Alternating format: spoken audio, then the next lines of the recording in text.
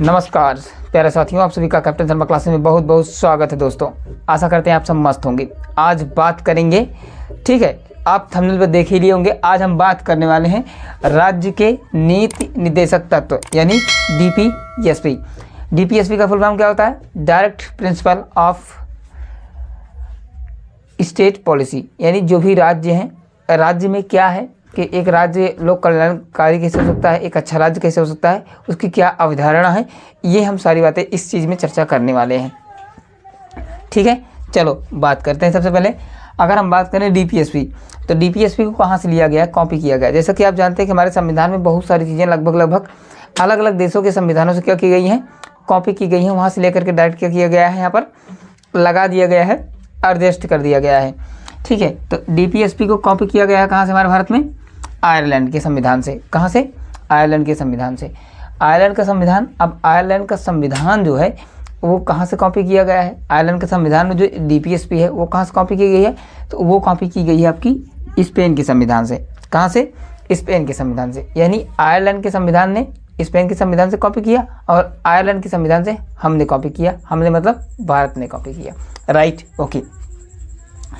DPSP बात करता है तो अगर हम बात करें तो ये 36 से 51 आर्टिकल 36 से 51 तक डीपीएसपी की चर्चा हम करेंगे और इसमें देखेंगे।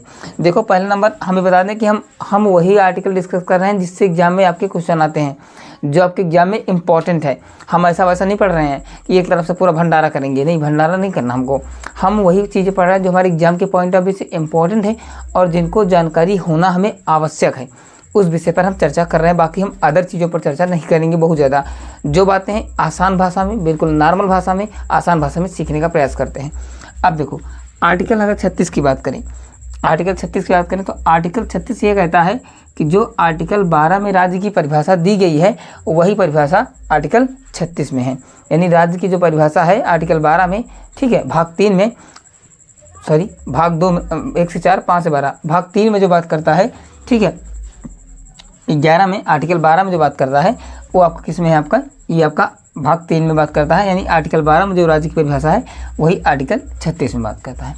आर्टिकल 37 की अगर हम बात करें तो आर्टिकल 37 ये कहता है कि यदि राज्य, यानी जो राज्य की डीपीएसपी है, direct principle of state policy, यानी जो राज्य के नीति निर्देशक तत्व हैं, यदि कोई राज्य, इसमें जो ड्यूटी है, यानी इसकी ड्यूटी क्या है? इसकी ड्यूटी यही है कि ये हमें प्रॉपर शिक्षा, स्कूल, कॉलेज, हमारे यहाँ की रोड, सड़कें, नालियाँ, ये सब पे काम करे। अगर ये काम नहीं करता है या फिर जो जैसे स्कूल शिक्षा है, जैसे प्राइमरी की भर्ती नहीं निकाल रही है, तो कोई राज्य के कोई लोग इसको जा करके सुप्रीम कोर्ट में याचिका दायर नहीं कर सकते या सुप्रीम कोर्ट में जा करके ये बहस नहीं कर सकते कि हाँ आप हमें वैकेंसी क्यों नहीं निकाल रहे हैं। उसकी इच्छा है वो निकाले या ना निकाले, आप किसी भी न्यायालय में जा करके इस पर आप क्या कर सकते हैं? आप कोई याचिका दायर नहीं कर सकते हैं। याचिका दायर का मतलब होता है कि आप सीधी सीधी बात हम समझे तो याचिका का मतलब होता है कि आप कहीं किसी के खिलाफ एप्लीकेशन नहीं लगाएं। बात समझे? बात सिर्फ इतनी सी है। चलो, आर्टिकल 38 की बात करें, राज्य का ये भी कर्तव्य बनता है इस डीपीएसपी के तहत कि जो भी राज्य में है, राज्य में सामाजिक, आर्थिक, राजनीतिक तथा न्याय में समानता हो। यानी राज्य का एक कर्तव्य है, ये कर्तव्य बनता है कि अपने समाज में, यानी कहने का अर्थ है कि अपने प्रदेश में वो सभी लोगों में समान, सामाजिक रूप से, आर्थिक रूप से, राजनीतिक रूप से और न्याय में क्या रखे? एक प्रकार से समानता, इक्वलिटी की भावना बनाए रखें। ये आर्टिकल 38 में बात करता है। 39 का की बात करें, ये वही हम बात कर रहे हैं जो इम्पोर्टेंट है, जो आपके एग्जाम में आता है, जो पूछा जाता है। आर्टिकल 39 ए या 39 का बात करता है कि समान न्याय और निःशुल्क विधिक सहायता। अब ये समान न्याय और निःशुल्क विधिक सहायता क्या है? देखो, जैसे क्या होता है कि कुछ लोग गरीब है, गरीब इन द सेंस मतलब उनके पास पैसा नहीं होता, और जैसे कोई मान लो वो याचिका लगाया, कोई उनका मुकदमा है लड़ने के लिए, तो अब उनके पास पैसा है नहीं, वो प्राइवेट वकील कर नहीं सकते। अगर वो प्राइवेट वकील नहीं कर रहे हैं तो ये राज्य की, ये एक राज्य की पॉलिसी है, ये राज्य का निर्देशक तत्व है। डीपीएसपी में देखिए वर्णित है आर्टिकल 39 ए के तहत कि उस व्यक्ति को पहले नंबर तो समान न्याय मिलना चाहिए। अगर वो आप मतलब निर्दोष है तो उसको न्याय मिलना चाहिए, दोष है तो भी उस दंड मिलना चाहिए। तो जैसा भी है वो समान न्याय मिले। और अगर उसके पास कोई वकील नहीं है, यानी प्राइवेट वकील करने के लिए, पर्सनल वकील करने के लिए उसके पास पैसे नहीं है, तो ये सरकार का नियम है, न्यायालय का नियम है उसे निःशुल्क विधिक सहायता यानी उसे निःशुल्क एक एडवोकेट दिया जाएगा, एक वकील दिया जाएगा जो कि उसकी केस की क्या करेगा, हायरिंग करेगा यानी बहस करेगा। बात समझे, मेन मुद्दा आपका ये है। अगर हम बात करें आर्टिकल 41 की बात करें, आर्टिकल 41 बात करता है कि राज्य का ये भी ड्यूटी बनती है, कर्तव्य है आपका राज्य का, तो बेरोजगार, बुजुर्ग, बीमार, ठीक है। जैसे अब क्या हो गया, कुछ लोग बेरोजगार हैं तो उन्हें वृद्धा पेंशन मिलती है, जो 60 प्लस हो जाते हैं उन्हें वृद्धा पेंशन मिलती है पर मंथ 1000 या 1500 रुपये मिलती है, अब शायद 1500 रुपये मिलती है। उत्तर प्रदेश की बात कर रहे हैं हम, तो जो बुजुर्ग हैं उनके लिए भी क्या है, वही हाल है। बीमार है, अब जैसे बीमार है तो बीमार होने के लिए क्या चाहिए, उनको प्रॉपर स्वास्थ्य केंद्र चाहिए, प्राथमिक स्वास्थ्य केंद्र होना चाहिए ताकि वहाँ पर जाकर के अपना इलाज करा सकें, ठीक है। जो वृद्धा हैं, जो महिलाएँ हैं, जो विधवा हो गई हैं या जो बुजुर्ग हो गई हैं, तो उनके लिए क्या होनी चाहिए, सरकार की पेंशन की व्यवस्था करनी जरूरी है ताकि उनका खर्चा पानी, दवा ववा आराम से चल जाए प्रॉपर। तो ये आर्टिकल 41 बात करता है। अब आर्टिकल 42 की अगर हम बात करें, आर्टिकल 42 का मतलब होता है मैटरनिटी लीव। मैटरनिटी लीव का मतलब ये होता है कि जिस कोई महिला, ठीक है, अगर या वो गर्भावस्था में है या कहने का अर्थ ये है कि मतलब प्रसव में है या उसको कोई बच्चा हुआ है, तो वो बेबी हुआ है तो वो क्या करेगा, उसको जो है जब तक बेबी संभालने लायक नहीं हो जाता तब तक क्या करेगा कि तब तक उनको 6 महीने की या 4 महीने की उनको छुट्टी मिलेगी।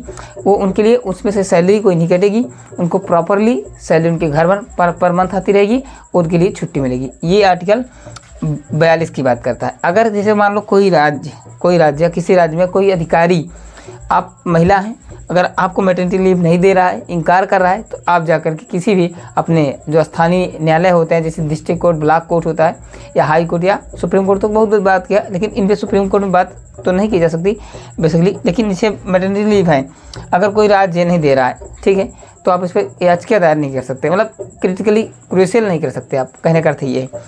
आर्टिकल 44 बात करें, आर्टिकल 44 कहता है कि नागरिकों के लिए एक समान सिविल संहिता। कहने का मतलब है कि जितने भी नागरिक हैं उनको एक समान से रूप से सारे प्रशासनिक कार्यों में अधिकार देना चाहिए। अब बात करें हम आर्टिकल 45, मैं जो मार्क कर रहा हूँ वही आर्टिकल, उसमें भी वही सबसे ज़्यादा इम्पोर्टेंट है। आर्टिकल 45 क्या बात करता है, जो कि मोस्ट इंपॉर्टेंट है, निःशुल्क और अनिवार्य शिक्षा का उपबंध जो 6 वर्ष से कम के आयु के बच्चे हैं। यानी कहने का मतलब है जो राज्य में 6 वर्ष से कम आयु के बच्चे हैं उनके लिए आंगनबाड़ी जैसी व्यवस्थाएं आज भी है, मिड डे मील है, ठीक है, दोपहर में भोजन मिलता है और जाकर के क्या करते हैं, खाते हैं, खेलते हैं और पढ़ते हैं, ठीक है। तो आर्टिकल 45 बात करता है कि निःशुल्क और अनिवार्य शिक्षा का उपबंध जो 6 वर्ष से कम बच्चे हैं, कम की आयु के बच्चे हैं, उनके लिए सही सुविधाएं होनी चाहिए। तो ये राज्यों का क्या है, ड्यूटी है, कर्तव्य है, ठीक। तो यहाँ तक आपको समझ में आ गया होगा। अब हम आगे देखते हैं आर्टिकल 46 से, ठीक है। आर्टिकल 46 की बात करें तो आर्टिकल 46 बात करता है कि जो हमारे SC और ST हैं, यानी जो हमारे अनुसूचित क्या है, अनुसूचित जाति हैं या अनुसूचित जनजाति हैं, यानी जो आदिवासी हैं और जो कमज़ोर तबके हैं और जो वीकर सेक्शन है, जो नहीं अन्य हैं, यानी SC और ST और अन्य वीकर सेक्शन को क्या चाहिए, इसको उनको क्या चाहिए, शिक्षा और निःशुल्क शिक्षा देते हैं। और जो ये सब कमज़ोर तबके हैं इनके लिए अगर इनके पास पैसे की व्यवस्था नहीं तो इनके लिए स्कॉलरशिप की व्यवस्था की जाती है, यानी छात्रवृत्ति के लिए अर्थ संबंधित हितों की अभिव्यक्ति। यानी राज्यों की ये ड्यूटी पड़ती है जो SC और ST हैं और जो अन्य वीकर सेक्शन है, जैसे EWS इकोनॉमिक वीकर सेक्शन के लोग आते हैं। अब जैसे ऐसे लोग हैं तो उनको क्या करना होगा कि उनके लिए सरकार को ये भी उनकी ड्यूटी बनती है, अगर नहीं करेंगे तो बाध्य नहीं है, लेकिन ऐसा करना चाहिए, ये DPSP में लिखा गया है। बात समझे। तो कहने का अर्थ ये कि शिक्षा और उनको थोड़ी सी अर्थ की भी व्यवस्था करनी होगी, ये राज्यों की क्या है, थोड़ा सा कर्तव्य, ड्यूटी बनती है।